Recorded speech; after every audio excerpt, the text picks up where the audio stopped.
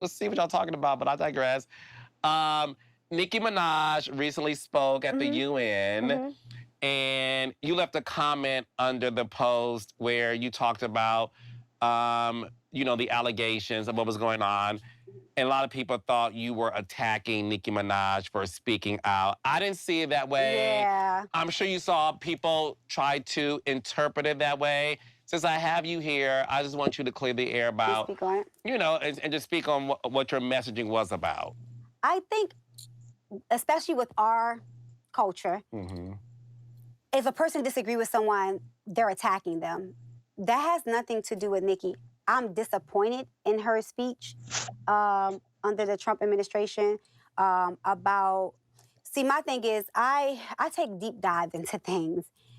I know that it's repertoire. It's been shown over years. It's repeated that the U.S. creates an agenda to go in to find ways to go in and from the beginning of time, Christopher Columbus come in. That they make it seem like they're there to help, but it's not there to help. Africa, if anybody has been watching, Burkina Faso, all these African countries are taking back their economy. They're taking back their economy. They're taking back their land. They're taking back their resources. They're strengthening the African currency. And all of a sudden, when Africa is saying, you're not going to strip my resources from my country no more. You're not going to take this from us anymore. We're standing on this. Keep your European dollars. Keep your Western dollars. You come here, you spend, just like when you come to America, you have to use U.S. money. When you go to Europe, you have to use European currency. Africa said, okay, we're going to do the same thing here. They're taking back their gold mines because it's one of the richest resources in the world, from oil to gold to everything else, it's the motherland. Now that this is happening, we already had someone from the White House make a speech about the president of Burkina Faso being a threat. Why? Because he's strengthening his country, and he's taking back his country, and he's no longer allowing you to strip them of all their resources.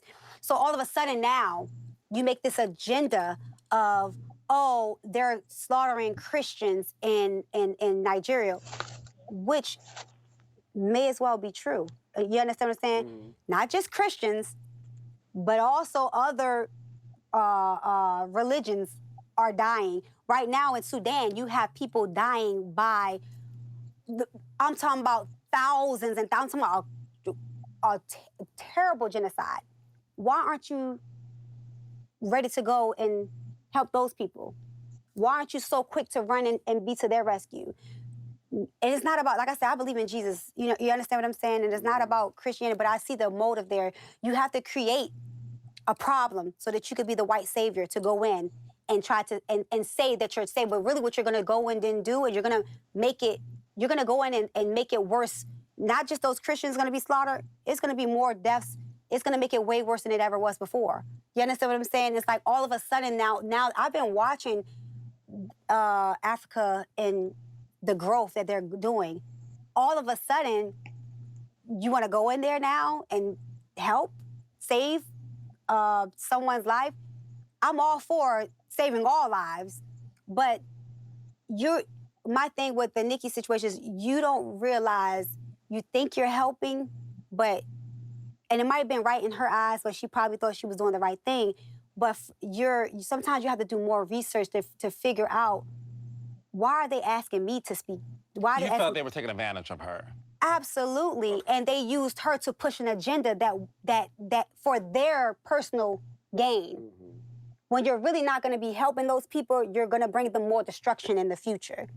You understand what I'm saying? So it's like, I know that people are going to be like, oh, mind your business. I don't try to get in politics, but I'm not dumb. I'm far from dumb. And anybody who know my friends, like any friends of people that know me for a long time, I'm very much I'm that girl who goes into deep dives. Like I don't just see something and just like, oh, I'll start researching and be like, oh, okay, I see this, I see that. Like I'm not into politics, but I find my way into something because I want to know what's going on. I was thinking about, before I bought my house, moving back to Africa and buying a home in Africa, and I'm still thinking about it.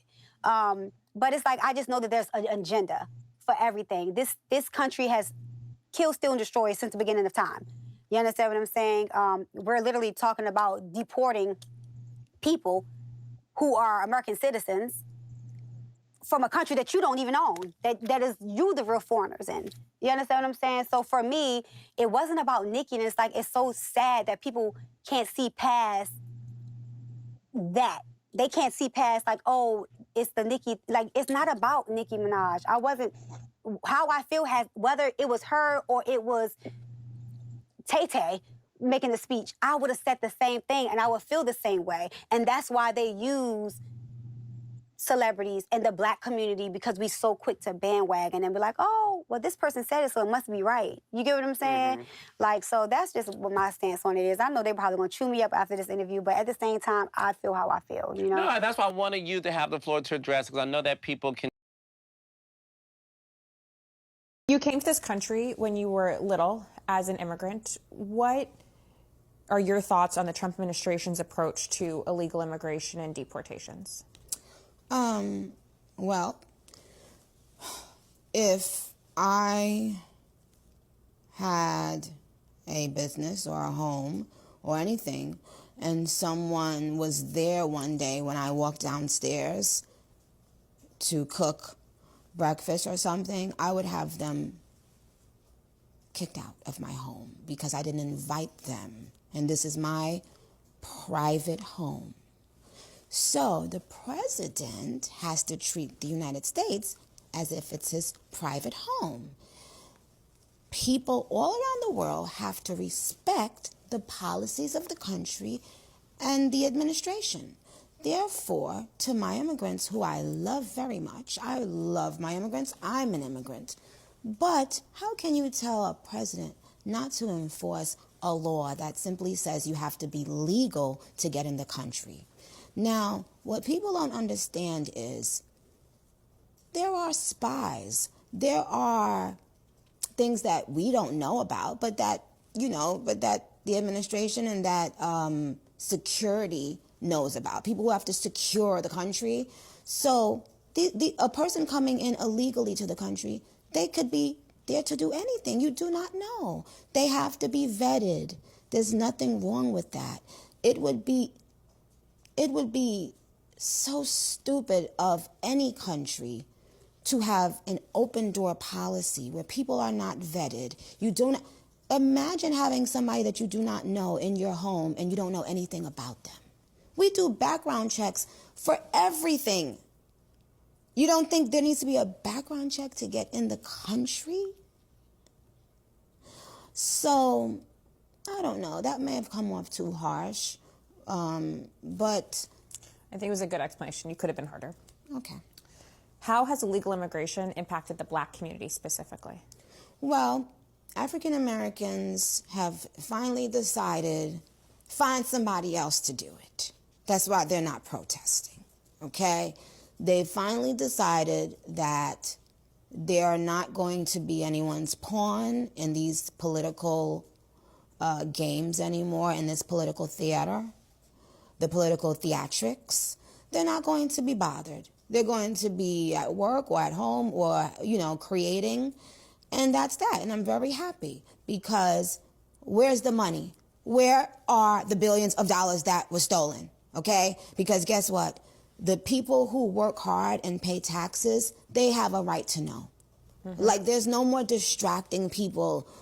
Everyone is smarter than that. And I think that's where African Americans stand right now, is that they're not going to keep on speaking for people who every time they get in office, they completely forget about them, and they just use them, every 4 years. Mm-hmm. Find somebody else to do it. You called for Don Lemon's... These statistics that we keep hearing and that demands accountability. And that's why we're here today, to hear from a pastor that will dial in through our embassy in Nigeria. And we're going to hear his firsthand accounts of the suffering. We're also going to hear from experts who have dedicated their lives to religious liberty. I especially want to thank my friend Harris Faulkner, who, in addition to just being an amazing person, is also the daughter of a U.S. Army colonel. So that makes her extra special in my heart. And she has spent much of her career protecting this most basic, folks, this is the most basic of liberties, to worship as one sees fit. But we are especially thrilled that we're going to hear from an especially powerful voice, a fearless advocate whose passion for justice transcends borders, and she uses her voice to defend the voiceless. Hers are not empty words, they are a clarion call, echoing the UN's, the United Nations' own Universal Declaration of Human Rights, which proclaims that, quote, everyone has the right to freedom of thought, to freedom of conscience, and to freedom of religion. She steps onto this world stage not as a celebrity, but as a witness. She uses and has used her influence to spotlight Nigeria's persecuted church, reaching out to her 28 million followers, her barbs, as I've now learned. And she uses this, and as she steps on this global stage, to fund emergency relief and to demand action. Nicki, I can't tell you how much I admire you. You're stepping up. You're leaning into this issue. You've enjoyed amazing success, and you could be sitting back and just enjoying it.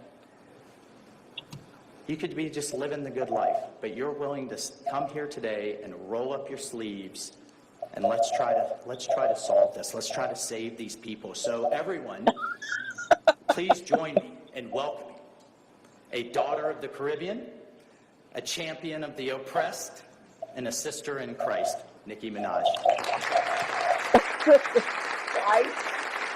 Are you kidding me? Okay.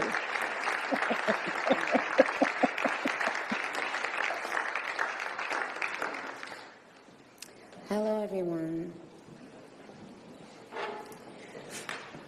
I must say I am very nervous, so please, well,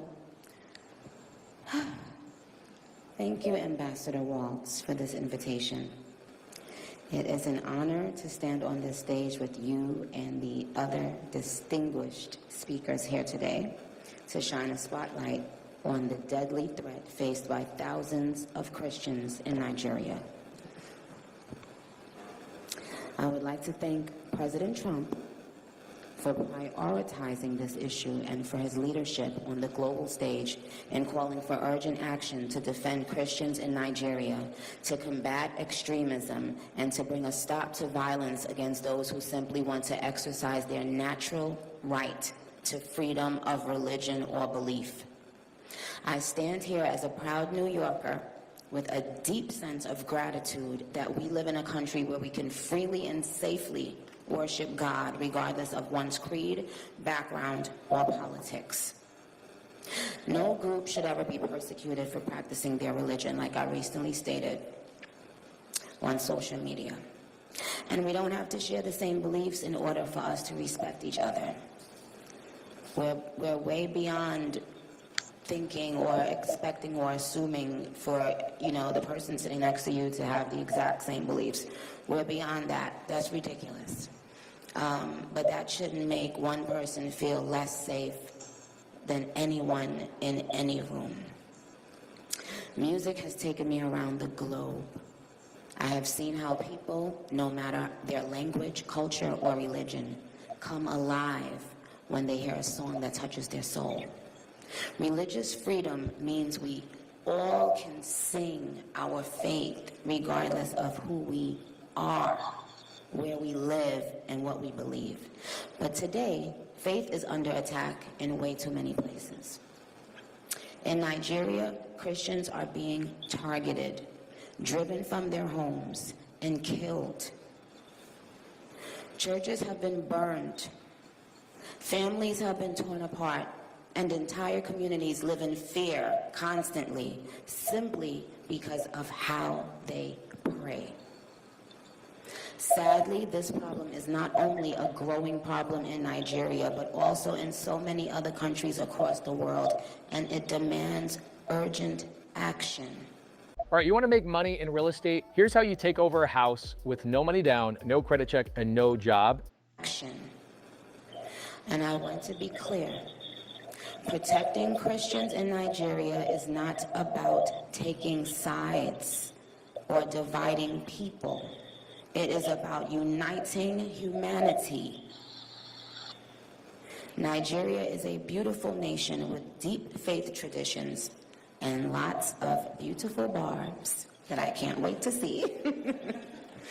When one's church, mosque, or place of worship is destroyed, everyone's heart should break just a little bit. And the foundation of the United Nations, with its core mandate to ensure peace and security, should shake.